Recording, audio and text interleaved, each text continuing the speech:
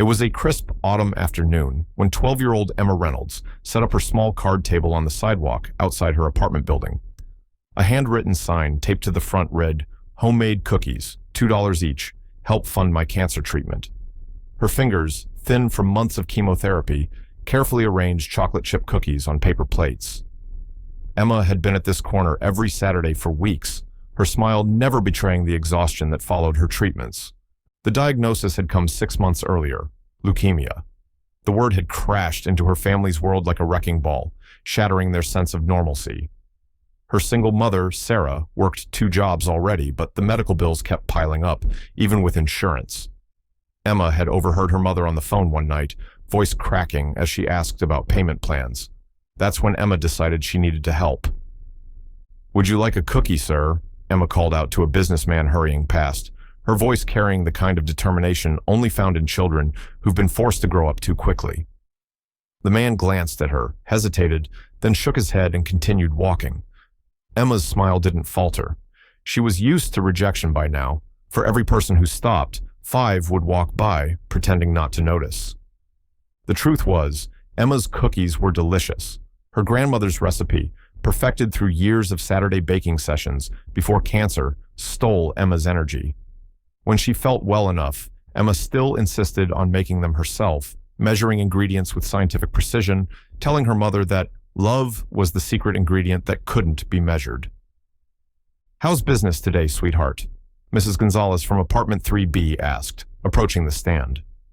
The elderly woman had become Emma's most loyal customer, buying cookies every weekend without fail. "3 sales so far," Emma replied, her pale face brightening. "But it's still early." Mrs. Gonzalez handed over a $5 bill. "Keep the change, dear. These old bones don't need the sugar anyway, but my grandson will love them." Emma carefully placed 2 cookies in a paper bag. "Thank you, Mrs. Gonzalez. That puts me at $47, saved this week." $47 toward a mountain of debt that seemed to grow with each doctor's appointment. Emma never complained about the unfairness of it all. Not about the sickness that had stolen her hair, not about the classmates who stopped calling, not about the college fund that had been emptied for medical expenses. She just made cookies and smiled at strangers. A young couple stopped next, the woman drawn in by Emma's sign. They whispered to each other, and Emma could read the familiar expression of pity forming on their faces. "How much are they again?" the woman asked, though the sign clearly stated the price. $2 each, Emma said. "They're still warm." The couple bought 4 cookies and left a $20 bill, telling her to keep the change. Emma thanked them sincerely, adding the money to her small cash box. These moments of generosity kept her going, proof that kindness existed in the world even when life seemed unfair. The afternoon sun began its descent, casting long shadows across the sidewalk. Emma checked her watch, another hour before she needed to pack up. Her mother would be home from her shift at the hospital cafeteria by then, exhausted but still determined to help Emma with her homework. Cancer had stolen many things, but it hadn't taken their resilience. A group of teenagers approached, laughing loudly among themselves. Emma straightened her headscarf, a brief moment of self-consciousness washing over her. One of the girls noticed the stand and nudged her friends. "Hey, what kind of cookies are those?" she asked, stepping closer. "Chocolate chip, peanut butter, and oatmeal raisin," Emma replied, pointing to each plate. The teenagers pooled their money together and bought several cookies, their initial awkwardness melting away as Emma engaged them in conversation. They were from the local high school, the same one Emma hoped to attend someday when she was better. One girl complimented Emma's scarf, and for a moment, Emma felt like a normal kid again, not the girl with cancer. As the teenagers walked away, Emma noticed a man standing at the corner, observing her stand. He was older, with a presence that commanded attention despite his casual clothing. There was something familiar about him, but Emma couldn't quite place it. He wore jeans and a simple black t-shirt, his posture straight and confident as he waited for the pedestrian light to change. Emma's attention was pulled away by another customer, an older woman who wanted to know if the cookies contained nuts.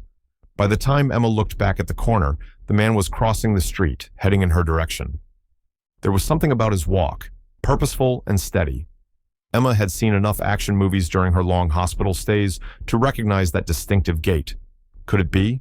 No, that was impossible. Why would someone famous be walking through their ordinary neighborhood? "Afternoon," the man said as he approached, his voice carrying a slight Texas drawl. "These homemade?" Emma nodded, suddenly finding it difficult to speak. Up close, there was no mistaking who stood before her table. "Yes, sir. I baked them this morning," she managed, her voice barely above a whisper. Chuck Norris, actual, real-life Chuck Norris, stood at her cookie stand, examining her sign with interest. Not an actor who looked like him, not a look-alike, but the martial arts legend himself. "For your treatment?" he asked gently, pointing to the sign. Emma nodded again. "Yes, sir, I have leukemia. The treatments are expensive, so I'm trying to help my mom." Chuck Norris studied her face for a moment, his expression softening. "How much for all of them?" Emma blinked in surprise. "All of them?" She quickly counted the remaining cookies. "There are 23 left, so that would be $46. Chuck reached for his wallet, and Emma noticed a small crowd forming nearby. People had recognized him, phones discreetly raised to capture the moment. Emma felt a flutter of embarrassment mixed with excitement. "Tell you what," Chuck said, pulling out a crisp $100 bill. "I'll take them all and keep the change. My grandkids love homemade cookies." Emma's hands trembled slightly as she accepted the money. "Thank you, Mr. Norris." "Chuck," he corrected with a small smile. "And you are?" Emma Reynolds." "Well, Emma Reynolds," he said, leaning slightly closer. "Between you and me, I think fighting cancer makes you tougher than anyone I've ever trained." A warmth spread through Emma's chest at his words. For months, she'd felt weak, her body betraying her a little more each day. But in that moment, with Chuck Norris looking at her with genuine respect, she felt strong. What Emma didn't know was that this chance encounter was about to change everything. As onlookers began to whisper and point, neither Emma nor Chuck realized that someone was filming the entire interaction, a video that would soon capture hearts across the nation. And Chuck Norris, known for his incredible strength on screen, was about to demonstrate a different kind of power, the kind that transforms lives with a single act of kindness. Chuck Norris helped Emma pack up the remaining cookies, his movements efficient and precise. Nearby pedestrians had formed a small semicircle, smartphones raised to capture the surreal scene. Emma's cheeks flushed with a mixture of embarrassment and excitement as Chuck signed a few autographs, never straying far from her table. "How long have you been doing this?" Chuck asked as he helped her fold the tablecloth. "Every Saturday for 2 months now," Emma replied, carefully placing her cash box into her backpack. "When I feel strong enough after treatments." Chuck nodded thoughtfully. "Mind if I ask how the treatments are going?" Emma hesitated, unused to discussing her illness with strangers, even famous ones. But there was something genuine in Chuck's eyes, a compassion that went beyond polite interest. "Some days are better than others," she admitted. "Last round hit me pretty hard. That's why I'm trying to help with the bills. Mom works so much already." As they finished packing, Emma noticed a black SUV parked at the curb, a driver waiting patiently behind the wheel. Chuck seemed in no hurry to leave, though, even as the crowd of onlookers grew. "Would you and your mom mind if I walked you home?" Chuck asked, his tone casual, but his eyes watchful. "I'd like to meet her, if that's okay." Emma's heart skipped a beat. Her mother would never believe this. "She should be home from work by now. It's just 2 blocks that way."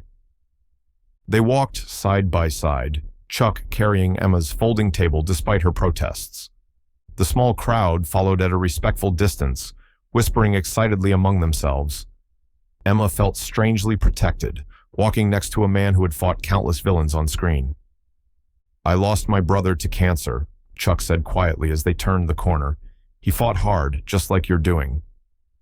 Emma glanced up, surprised by the personal revelation. "I'm sorry." "Don't be. He taught me more about strength in his battle than I learned in decades of martial arts." Chuck's voice carried no self-pity, only admiration. "That's why I stopped at your stand. Reminded me of him." They approached Emma's apartment building, a modest brick structure with window air conditioning units dotting its facade. Emma led the way up 3 flights of stairs, Chuck following patiently behind her slower pace. By the time they reached the 3rd floor, Emma was breathing heavily, a reminder of how the treatments had sapped her endurance.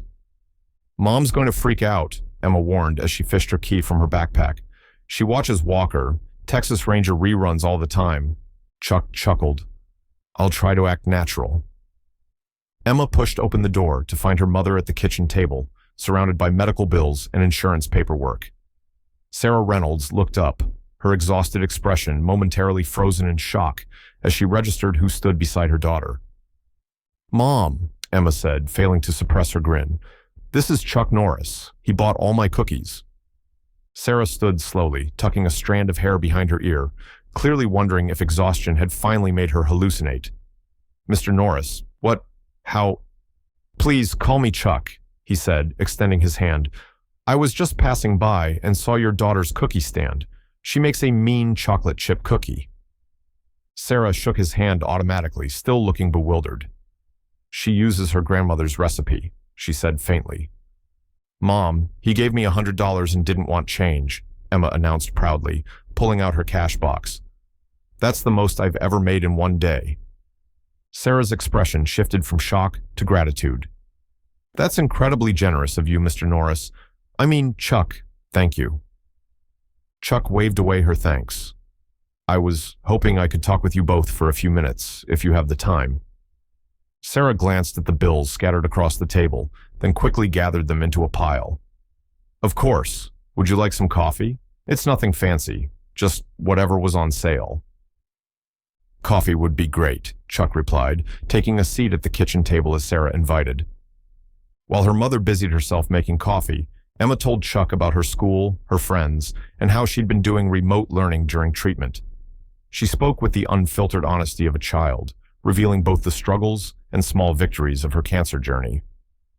"The worst part is missing school," Emma confided.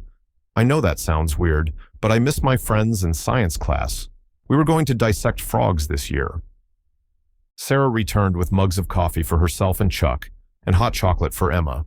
Her hands trembled slightly as she set them down. "Emma tells me you work 2 jobs, Chuck said, adding a packet of sugar to his coffee. Sarah nodded. "Hospital cafeteria during the day, cleaning offices at night. The hospital gives us a small discount on medical bills, which helps, but..." She trailed off, unwilling to burden a stranger with their financial struggles. "But it's not enough," Chuck finished gently. "Medical bills can be overwhelming, even with insurance." "We're managing," Sarah said, with the practiced optimism of someone who had been managing for too long. "Emma's cookie sales actually do help. Every little bit counts." Chuck took a sip of his coffee, then set the mug down deliberately.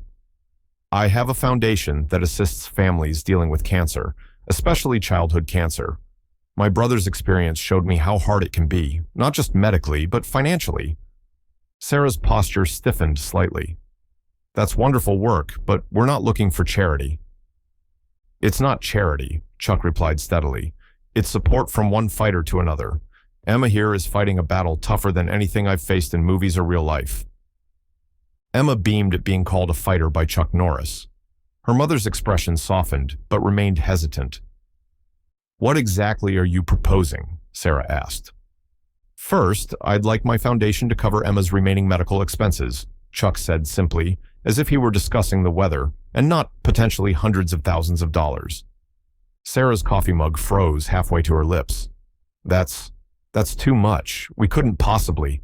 "I'm not finished," Chuck continued with a small smile.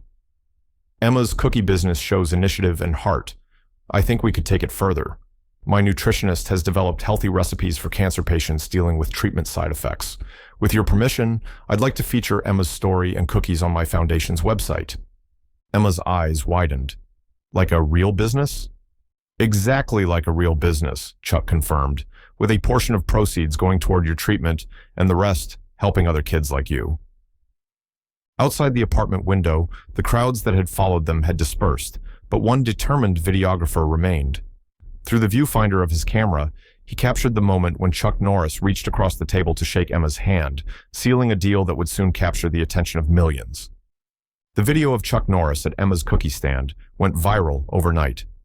By Sunday morning, the 60-second clip had amassed over 2 million views across social media platforms. Local news stations picked it up first, then national outlets. By Monday, Emma's story was trending nationwide. "Emma, come look at this," Sarah called from their small living room, where the morning news played on their aging television. Emma emerged from the bathroom, pale and tired after her morning medication routine. On screen, a news anchor was smiling next to a freeze frame of Emma and Chuck. A heartwarming moment captured in our city yesterday when action star Chuck Norris stopped to buy cookies from 12-year-old Emma Reynolds, who's been selling homemade treats to help pay for her cancer treatments. Sources close to Norris say he's planning to help the young entrepreneur expand her business. We'll have more on this developing story after the break. Emma sank onto the sofa, her eyes wide. "They're talking about me on TV." Sarah's phone buzzed with another notification. It had been doing that continuously since last night when the video first appeared online. "Your oncology nurse just texted. Apparently, everyone at the hospital has seen the video." "Is this real, Mom?" Emma whispered, touching the television screen where her own face was displayed next to Chuck Norris. Before Sarah could answer, her phone rang. The caller ID showed a number she didn't recognize. She'd been ignoring most calls since yesterday, overwhelmed by the sudden attention, but something made her answer this one. "Mrs. Reynolds, this is Diane from the Chuck Norris Foundation. Mr. Norris asked me to coordinate with you about tomorrow's meeting with the business team." Sarah's hand trembled as she grabbed a pen. "Tomorrow? I have work tomorrow." "Mr. Norris anticipated that and asked me to assure you that the foundation will compensate any lost wages. This is a priority for him." After the call, Sarah sat beside Emma on the sofa, still processing everything. "They want us to meet with Chuck's business team tomorrow morning. They're sending a car." Emma's face lit up with excitement before a shadow of worry crossed her features. "But I have chemo tomorrow." "I mentioned that," Sarah said, stroking Emma's headscarf. "They're scheduling the meeting at the hospital in the private consultation room. Chuck's bringing his team there." Emma leaned against her mother's shoulder. "Do you think people will really buy my cookies because of this?" "Honey, I think people already want to buy your cookies. The hospital gift shop manager called while you were in the bathroom. She wants to know if she can stock them." The rest of Sunday passed in a blur of phone calls and messages. Emma's few remaining school friends saw the video and flooded her phone with excited texts. Her teacher sent an email saying the class wanted to record a video message of support. Even Emma's estranged father, who had left when her diagnosis became too much for him to handle, sent an awkward text asking if she was doing okay with all this attention. By Monday morning, Emma felt the familiar pre-chemo anxiety building in her stomach, but it was tempered by a new sensation: anticipation. As the hospital-grade anti-nausea medication flowed into her veins, she sketched cookie design ideas in her notebook, occasionally asking the nurse's opinion on whether strawberry white chocolate sounded like a good flavor combination. "Emma?" Dr. Patterson entered the treatment room with more energy than usual. The oncologist had been treating Emma since her diagnosis and had never been one for excessive enthusiasm. Today, however, she was practically beaming. "I hear you've become quite the celebrity entrepreneur." Emma blushed. "Not really. Chuck Norris just bought some cookies." "And then visited your home and offered to fund your treatment," Dr. Patterson added, checking Emma's IV. "I've already received calls from his foundation's medical liaison. They're quite serious about this." Sarah, who had been dozing in the chair beside Emma's treatment recliner, sat up straighter. "What exactly does that mean for Emma's care?" Dr. Patterson's expression softened. "It means you can focus on getting Emma well without worrying about how to pay for it. And it means I can order some additional tests I've been wanting to try without having to fight with insurance." As the chemotherapy drugs began their slow drip into Emma's veins, the consultation room down the hall was being prepared. Hospital staff whispered excitedly to each other as Chuck Norris himself arrived through a side entrance, accompanied by a small team carrying laptops and presentation materials. "Remember," Chuck instructed his team before entering the oncology ward, "Emma is the boss here. This is her business, her vision. We're just providing support." When Emma's treatment finished, a nurse helped her into a wheelchair. Hospital policy for chemo patients, though Emma usually protested that she could walk. Today, however, the anti-nausea medication made her dizzy, and she was secretly grateful for the wheelchair. Sarah pushed her daughter down the hallway toward the consultation room, both of them nervous about what awaited them. When the door opened, they found Chuck Norris standing to greet them, alongside 4 professionally dressed individuals seated at a conference table spread with documents, cookie samples, and packaging prototypes. "Emma, Sarah," Chuck said warmly, helping guide Emma's wheelchair to the head of the table. "I'd like you to meet the team who's going to help make Emma's fighter cookies a reality." Emma blinked in surprise. "Fighter cookies?" "Just a suggestion," Chuck said quickly. "This is your company. You make the decisions." For the next hour, as Emma's medication made her alternately alert and drowsy, the business team outlined their proposal. Emma's cookies would be professionally packaged and sold online and in select stores, with proceeds going toward both Emma's medical fund and a new foundation initiative to help other children with cancer. A nutritionist had already adapted Emma's recipes to include ingredients beneficial for cancer patients dealing with treatment side effects. A graphic designer presented mock-ups of packaging featuring Emma's story and a cartoon version of her in a headscarf and apron. "What do you think?" Chuck asked when the presentations finished. "Too much? Not what you had in mind?" Emma looked at the prototype cookie box with her illustrated face on it. 6 months ago, she had been a normal 6th grader worried about science tests and dance recitals. Now she was sitting in a hospital, bald from chemotherapy, with Chuck Norris asking for her business opinion. "I like it," she said finally. "But can we add something?" "Anything," Chuck assured her. "For every box sold, can we send a free box to a kid in the hospital? When I'm here for treatments, cookies from home always make me feel better." The business team exchanged glances, quickly calculating costs and logistics, but Chuck didn't hesitate. "Done," he said, extending his hand to shake Emma's. "1 for 1. For every box sold, another goes to a child in treatment." As they shook hands, a hospital photographer captured the moment. A small, pale girl in a wheelchair and a martial arts legend, united by cookies and compassion. Neither knew it yet, but that image would soon appear on billboards across the country, launching a movement bigger than either had imagined. Outside the consultation room, other pediatric cancer patients pressed their faces to the window, whispering excitedly. The nurse who had wheeled Emma to the meeting smiled at the scene. After years of watching children suffer through treatments, moments like this, moments of hope and possibility, were what kept her going.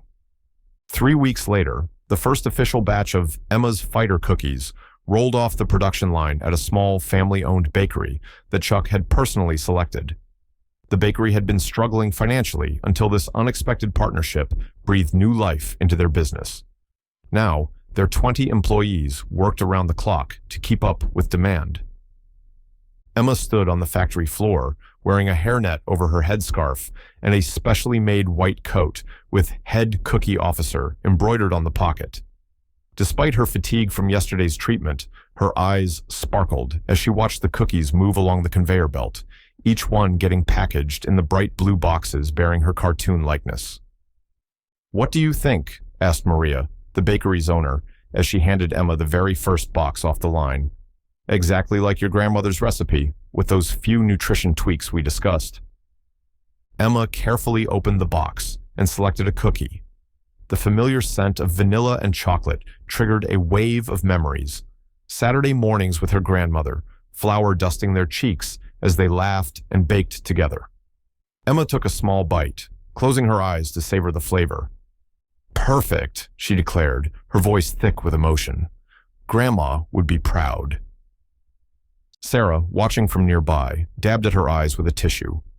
The past few weeks had been a whirlwind of activity: meetings with the foundation, interviews with carefully selected media outlets, consultations with Emma's medical team, and through it all, Emma's unwavering enthusiasm despite her ongoing treatments.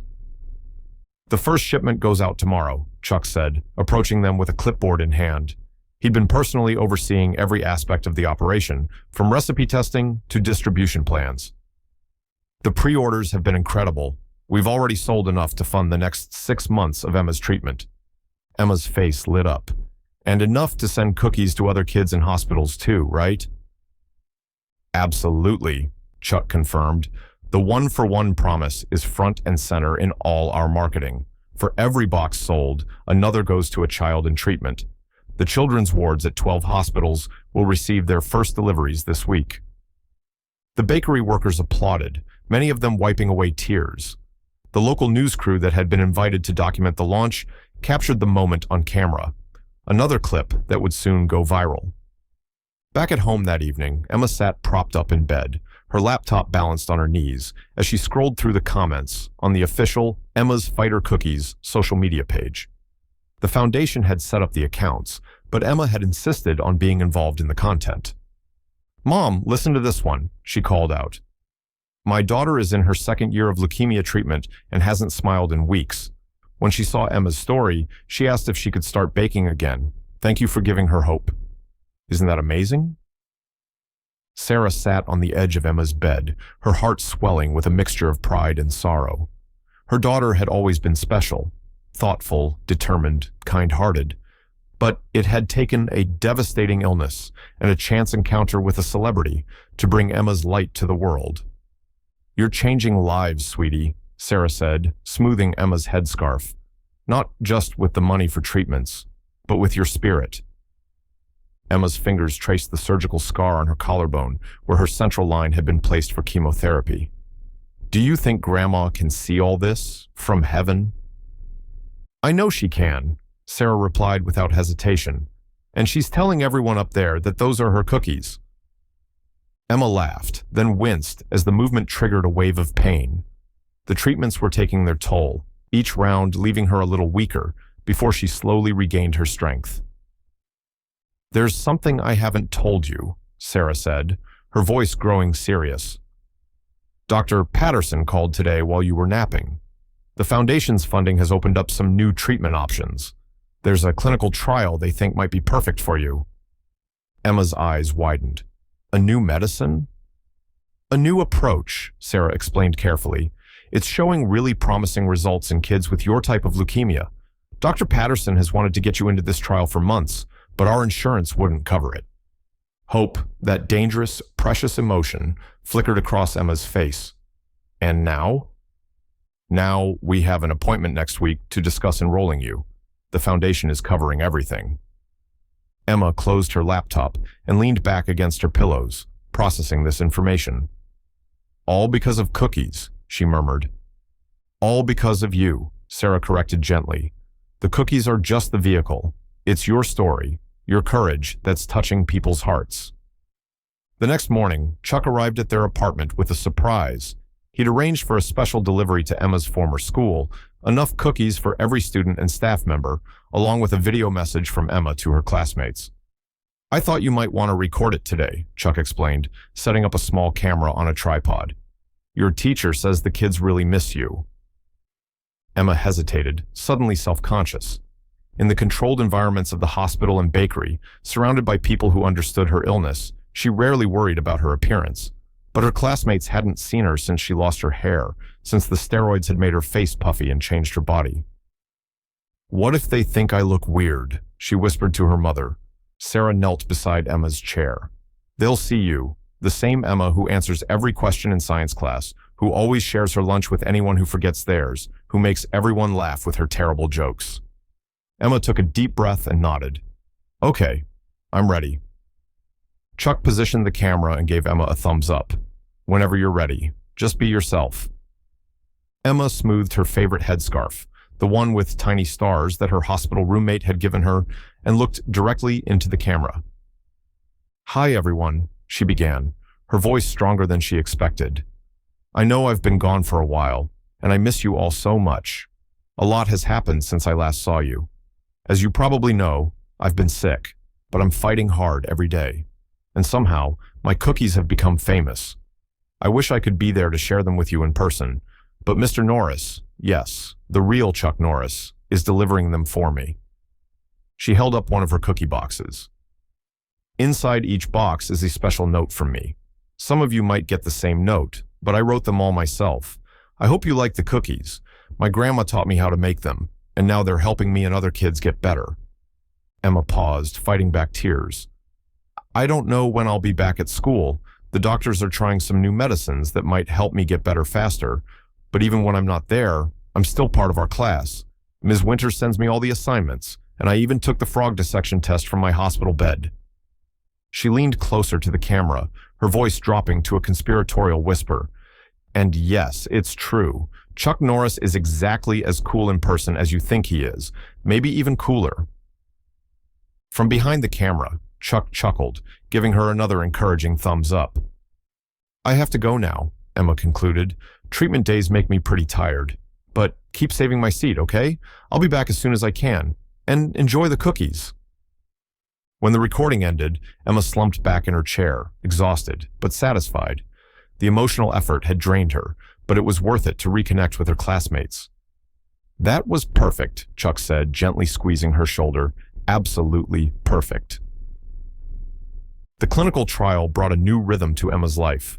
3 days a week, she sat in a private treatment room at the hospital, a specialized medication flowing into her veins, while a research nurse monitored her vitals and documented every reaction. The new drug was designed to specifically target her type of leukemia cells while sparing her healthy tissue, a more precise approach than traditional chemotherapy. "How's our cookie entrepreneur feeling today?" Dr. Patterson asked, entering the room with Emma's latest lab results. Emma looked up from her tablet where she'd been approving designs for a new seasonal cookie flavor. "Less nauseous than with the regular chemo," she reported, "and I haven't thrown up in 3 days." "That's exactly what we want to hear," Dr. Patterson said, pulling up a chair beside Emma's treatment recliner. "Your blood counts are responding well, too. The leukemia cells are decreasing at a faster rate than we typically see with standard treatment." Sarah, who had stepped out to take a business call, returned in time to hear the good news. In the weeks since Emma's fighter cookies had launched, Sarah had reduced her work hours at the hospital cafeteria and quit her night cleaning job entirely. Now she managed Emma's public appearances and coordinated with the foundation team, allowing her to be present for every treatment while still earning an income. "So the trial is working?" Sarah asked, hope evident in her voice. "It's early, Doctor," Patterson cautioned, "but the preliminary results are very encouraging. Emma's body is tolerating the medication well, and her cancer cells are responding exactly as we hoped." Emma high-fived her mother, then winced slightly as the movement tugged at her IV line. "Does this mean I can go back to school soon?" "Let's take it one step at a time," Dr. Patterson advised. "Your immune system is still compromised, but if these trends continue, we might be able to discuss a modified school schedule in a few weeks." After the doctor left, Emma returned to her tablet, scrolling through the latest sales figures and social media metrics. At 12 years old, she was learning business terminology that most adults didn't understand, guided by the foundation's marketing team who had embraced her desire to be genuinely involved in the company bearing her name. "Chuck's going to be excited about these numbers," Emma commented, showing her mother the screen. "We've sold enough to donate cookies to every children's cancer ward in the state." Sarah smiled, still amazed by how quickly their lives had transformed. Just 2 months ago, she'd been drowning in medical bills, working herself to exhaustion while watching her daughter suffer through brutal treatments. Now, while Emma's health battle continued, they faced it with resources, support, and a sense of purpose that extended beyond mere survival. "Speaking of Chuck," Sarah said, checking her phone, "he just texted. He's bringing a surprise visitor today."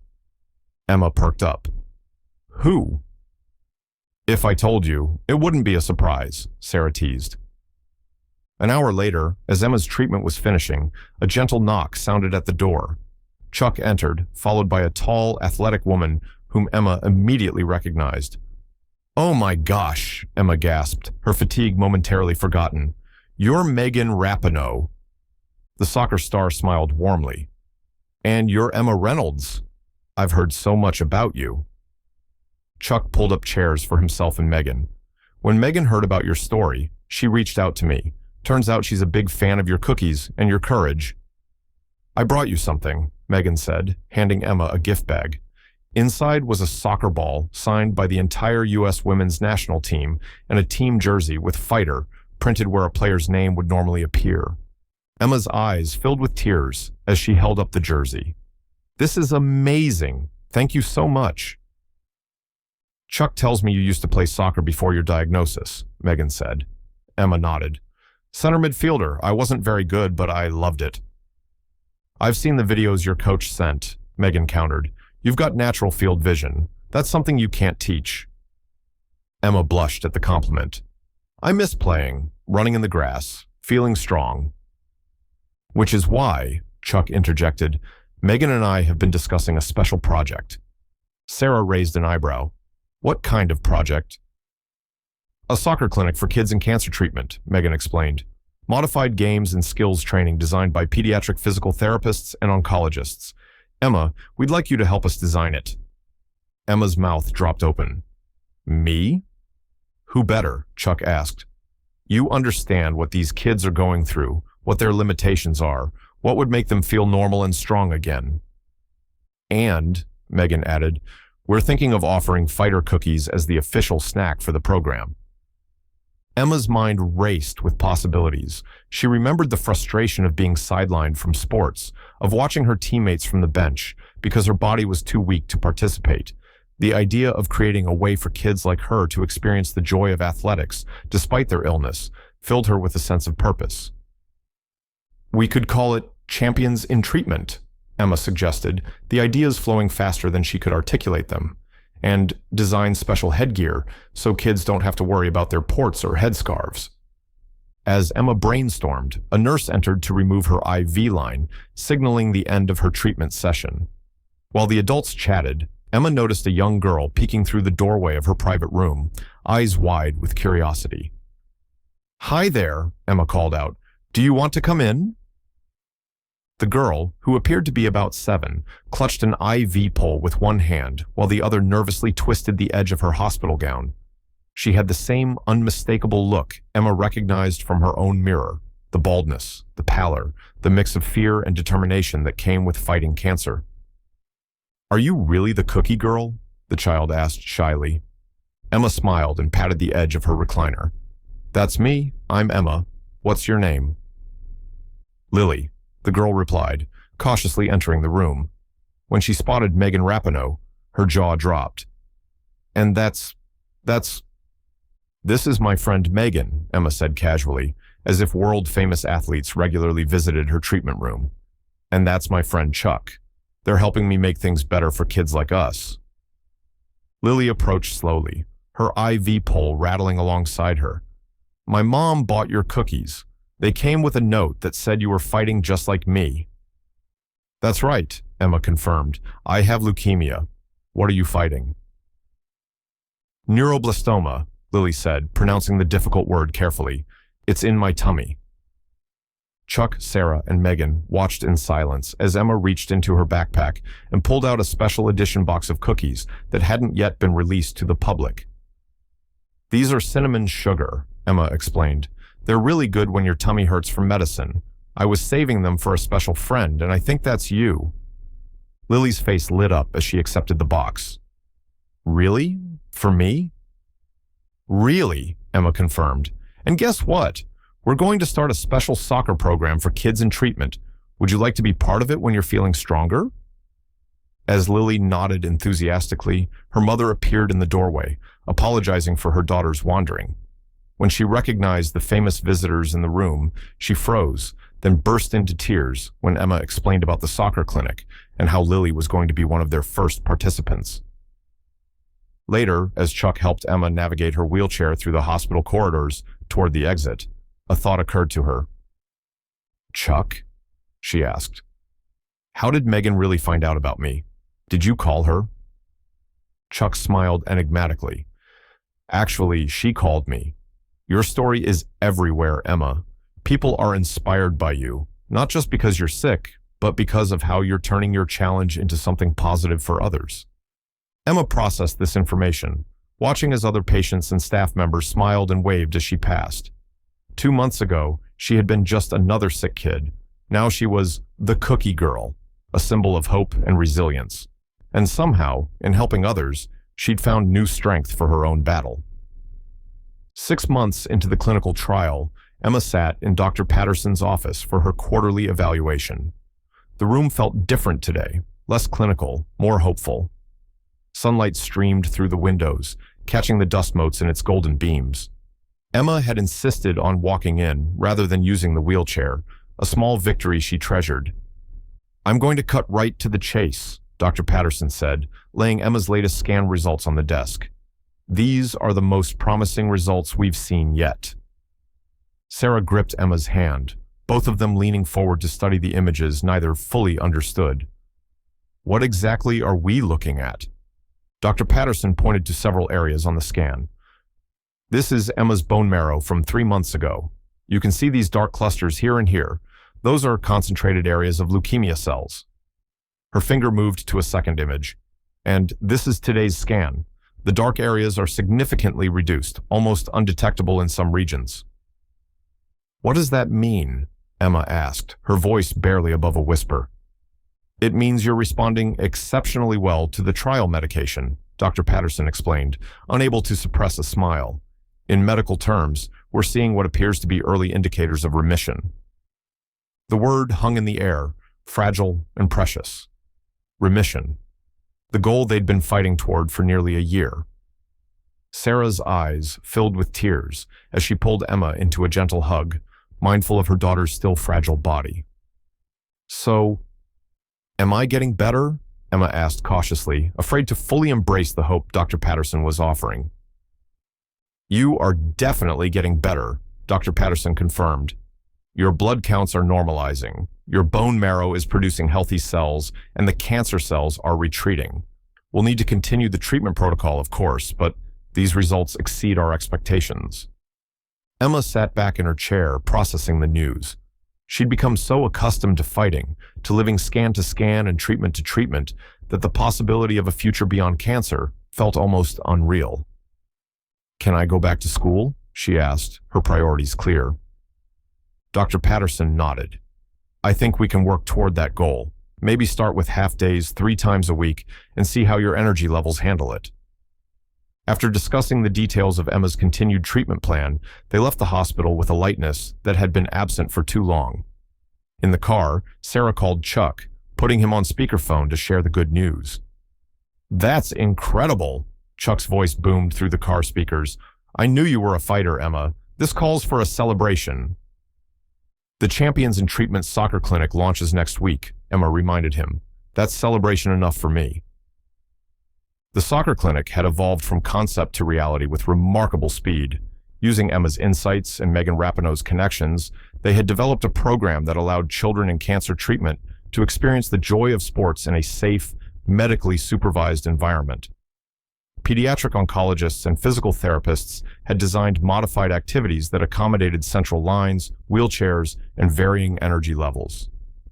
"Speaking of the clinic," Chuck said, "we've got reporters from 3 national networks coming to cover the launch. Emma, they're hoping to interview you about both the clinic and your health journey."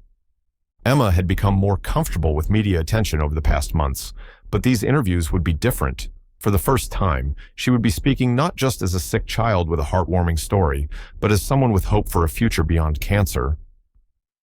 "I think I'm ready," she decided. "Mom, can we stop by the cookie factory on the way home? I want to tell Maria and the team about my scan results." At the bakery, Emma was greeted with cheers and hugs.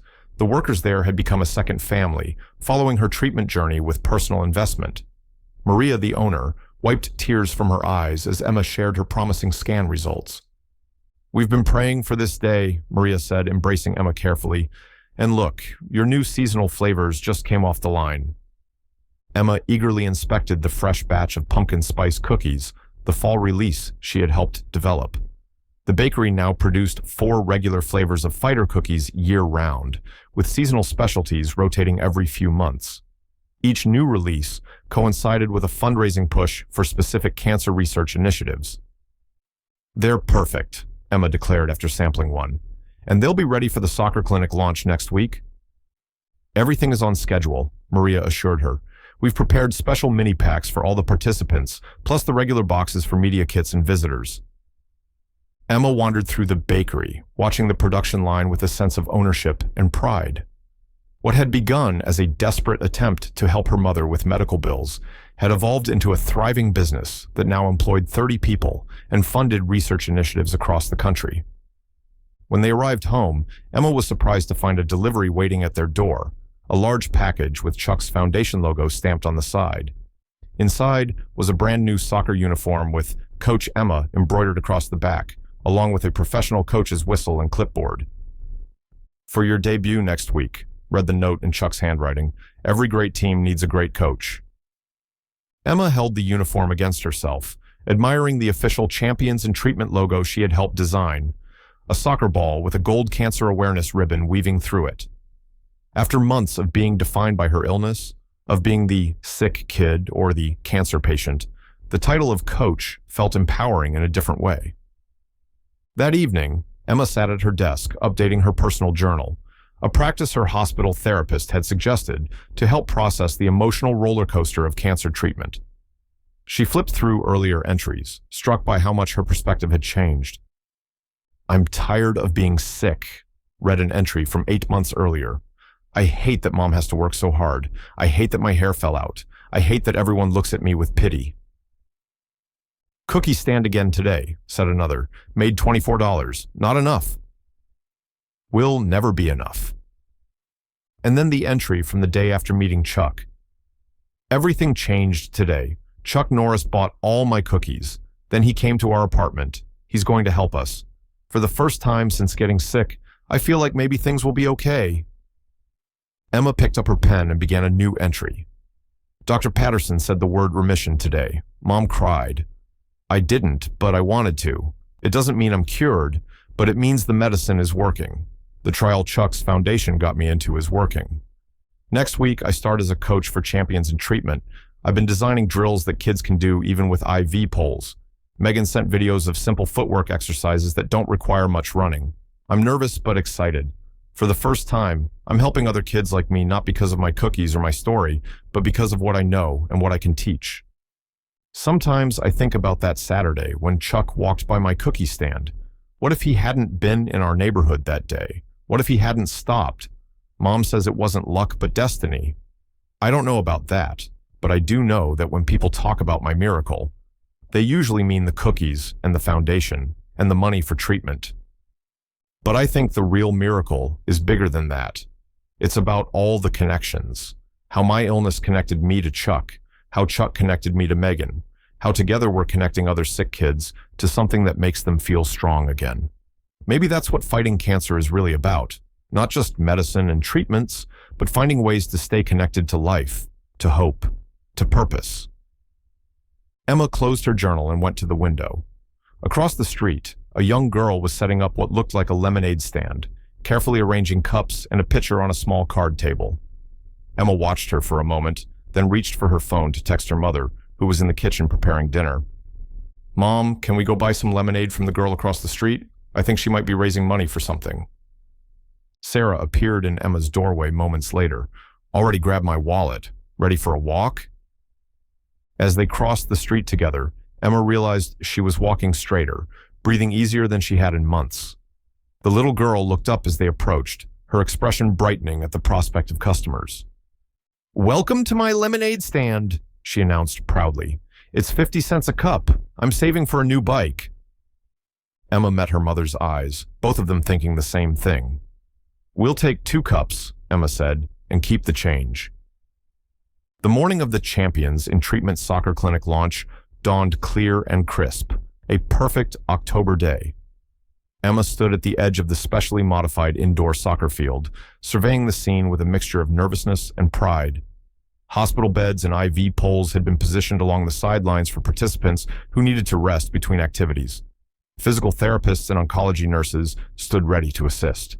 A table laden with fighter cookies and sports drinks awaited the young athletes. "How are you feeling, Coach?" Chuck asked, appearing beside Emma in a matching Champions in Treatment polo shirt. He had flown in from a film set the previous night, determined not to miss the inaugural session. "Nervous," Emma admitted, adjusting her coach's whistle. "What if the kids don't have fun? What if the activities are too hard for them?" "That's why we have 3 difficulty levels for every drill," Chuck reminded her. "And remember, success today isn't measured by perfect soccer skills.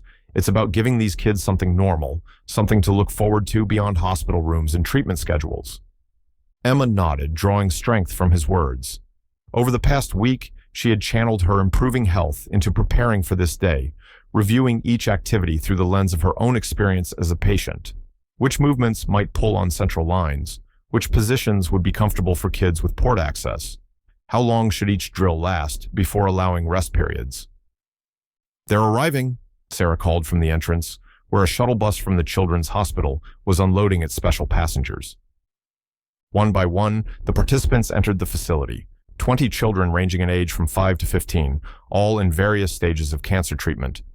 Some walked independently, others used wheelchairs or crutches, and a few were accompanied by portable IV poles.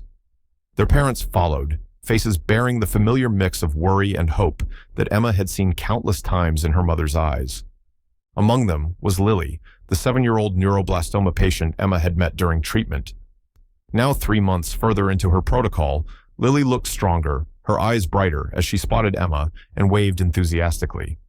"Welcome to Champions in Treatment," Emma called out once everyone had gathered. Despite months of public appearances, her voice still quavered slightly in front of the group. "I'm Coach Emma, and like all of you, I'm fighting cancer too."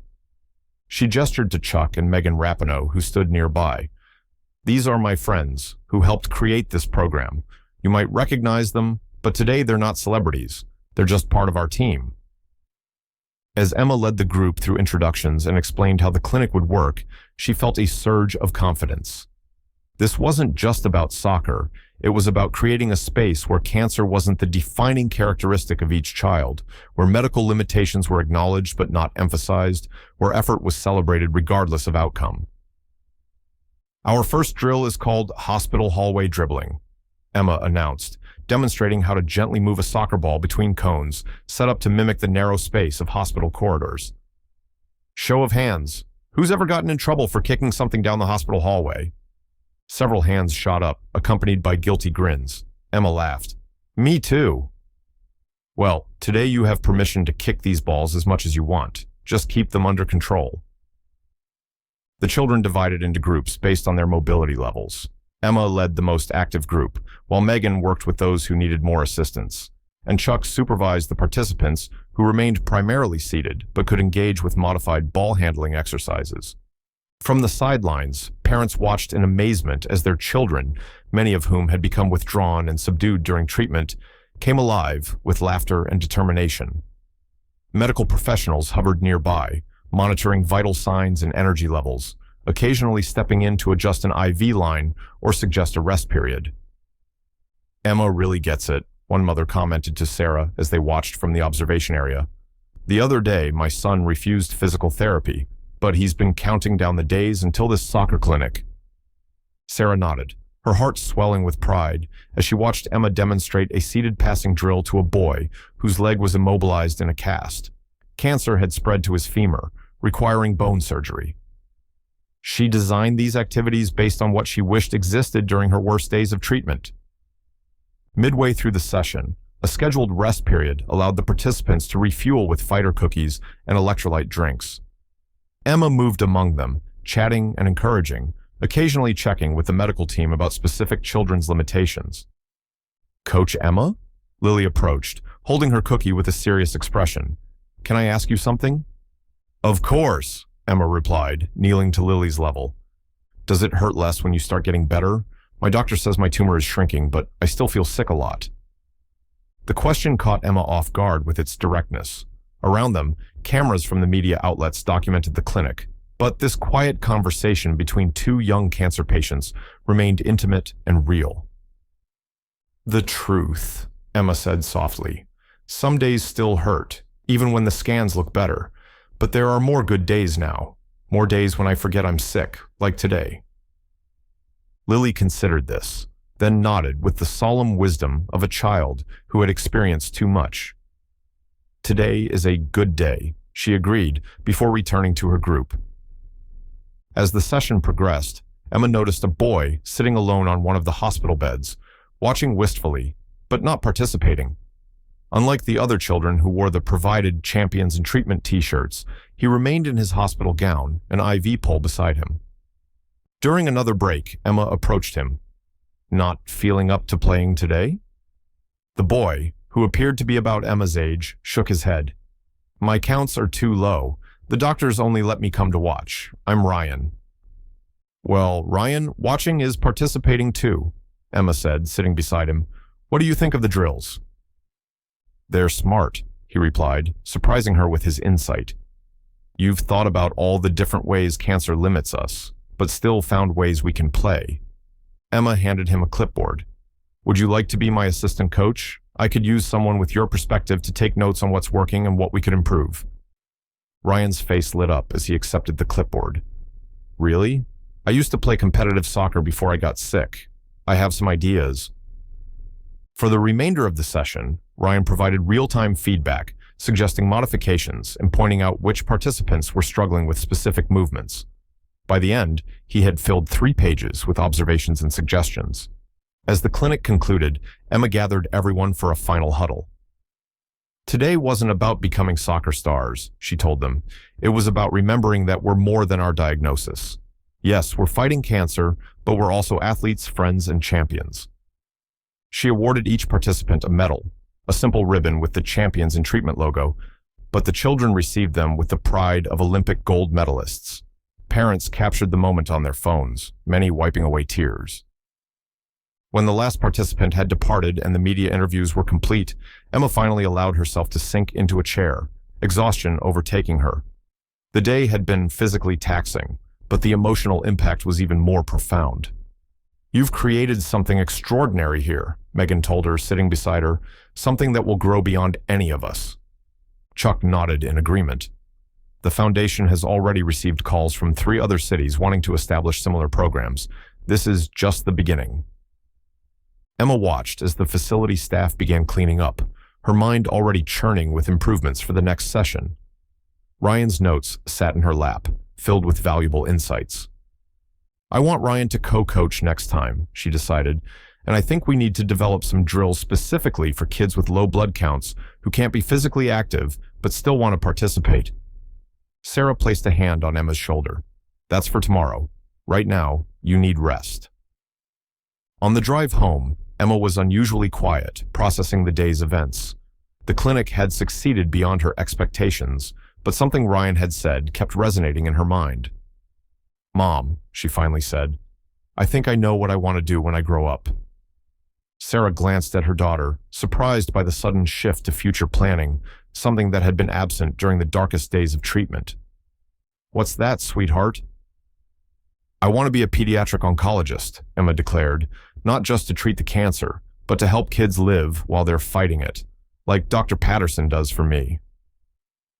As they pulled into their driveway, Sarah reached over and squeezed Emma's hand. After months of living scan to scan, treatment to treatment, the simple act of her daughter making long-term plans felt like its own kind of miracle. Dr. Emma Reynolds, Sarah said, testing the sound of it. I think that has a nice ring to it. 5 years later, Emma stood at the podium of her high school graduation ceremony, the valedictorian's medal gleaming against her emerald green graduation gown. Her hair, grown back in thick chestnut waves after her final treatment 3 years earlier, was swept into an elegant updo beneath her cap.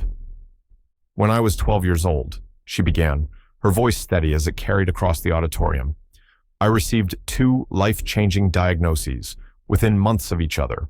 The first was leukemia, a word that redefined my childhood and taught me that life doesn't always follow our carefully crafted plans. She paused, looking out at the sea of faces. In the front row sat her mother, alongside Chuck Norris and his wife Gina. Behind them were Dr. Patterson, Maria from the bakery, and Megan Rapinoe. Further back, she spotted Ryan, now cancer-free for 2 years, and headed to college on a scholarship from the Fighter Cookies Foundation. Emma continued, drawing gentle laughter from the audience. He diagnosed me with something no medical scan could detect, purpose. When he stopped at my humble cookie stand, he saw beyond my illness to my potential. He recognized that even in our darkest moments, we can create light for others. Emma glanced down at her prepared remarks, then set them aside, choosing instead to speak from her heart. Our class theme this year is The Future Begins Now. But I learned years ago that the future isn't guaranteed to any of us. What is guaranteed is this moment, right now, and what we choose to do with it. A murmur of appreciation rippled through the crowd. These weren't the typical platitudes of a graduation speech, but the hard-earned wisdom of someone who had faced mortality at an age when most children were concerned with playground politics. Fighter Cookies has now funded research grants at 17 universities, Emma shared. Champions in Treatment operates in 32 cities across the country. Both began not with grand visions, but with small, immediate actions. Baking cookies to help my mom with bills, designing soccer drills that wouldn't pull on my central line. She smiled at her mother, acknowledging the journey they had traveled together. Sarah's eyes shimmered with tears of pride. Next fall, I'll begin pre-med studies at Stanford University with the goal of becoming a pediatric oncologist. My acceptance letter cited not just my academic achievements, but the demonstrated commitment to improving cancer treatment experiences for young patients. In other words, they valued the very thing that once threatened to derail my education. Emma paused, gathering her thoughts. There's a concept in kintsugi, the Japanese art of repairing broken pottery, that the piece becomes more beautiful for having been broken. The gold-filled cracks don't hide the damage, but highlight it, honoring the journey of the object. She touched the small scar on her collarbone, visible above her gown, a permanent reminder of her central line.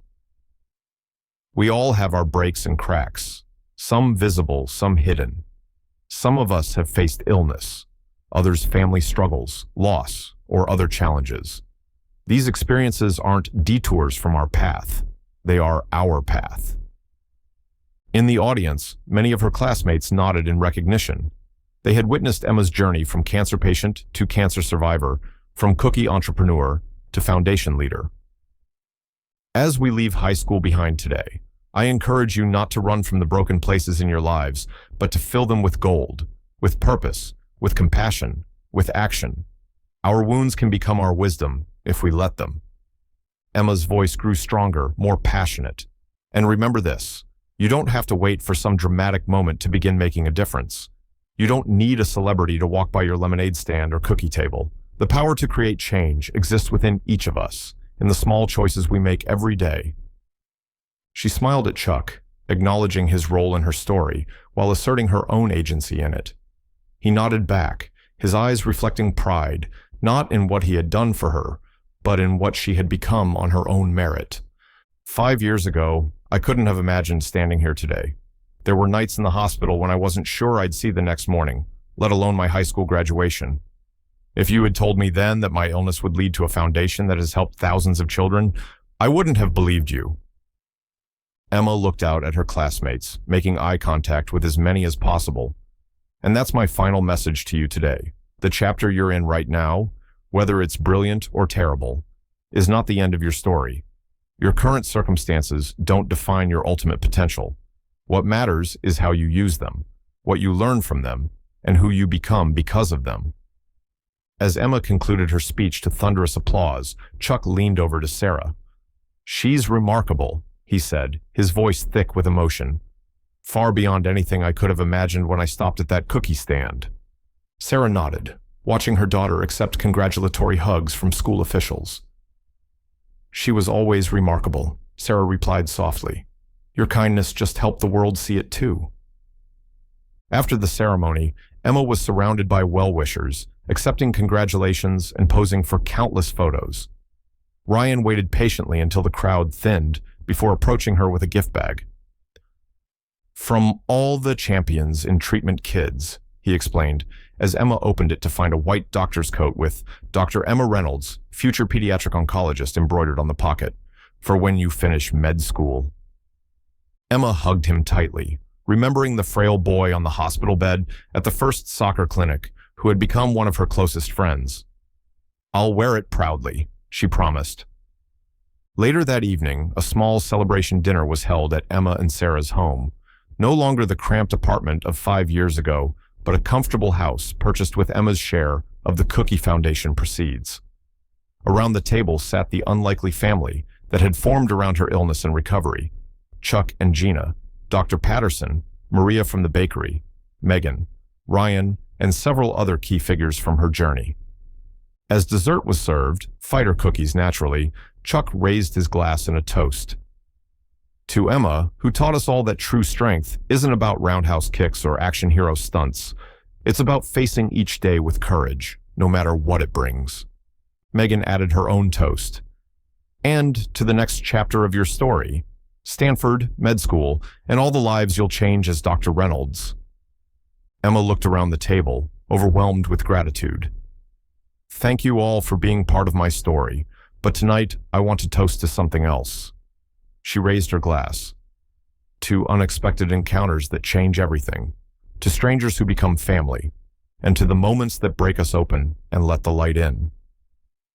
As the evening wound down, Emma stepped outside onto the porch, needing a moment alone to process the significance of the day. The night air was cool against her skin, stars punctuating the darkness above. From inside came the warm sounds of laughter and conversation, the soundtrack of a life filled with love and purpose. She thought about the frightened 12-year-old she had been, setting up a cookie stand out of desperation. That girl could never have imagined the path that lay ahead, the challenges and victories, the pain and joy, the lives that would intersect with hers in meaningful ways. Chuck joined her on the porch, recognizing her need for reflection. They stood in comfortable silence for a moment before he spoke. You know, he said gently, in all my films, I played the hero who saves the day. But in this story, your story, you were always the hero. I was just lucky enough to walk by at the right moment. Emma smiled up at him, this unlikely mentor who had entered her life at its lowest point and helped her transform tragedy into triumph. Maybe that's the secret, she replied. Maybe we're all just walking by each other's cookie stands, and the real heroism is in choosing to stop, to see someone's potential when they can't see it themselves. Chuck nodded, understanding the depth of wisdom in her words.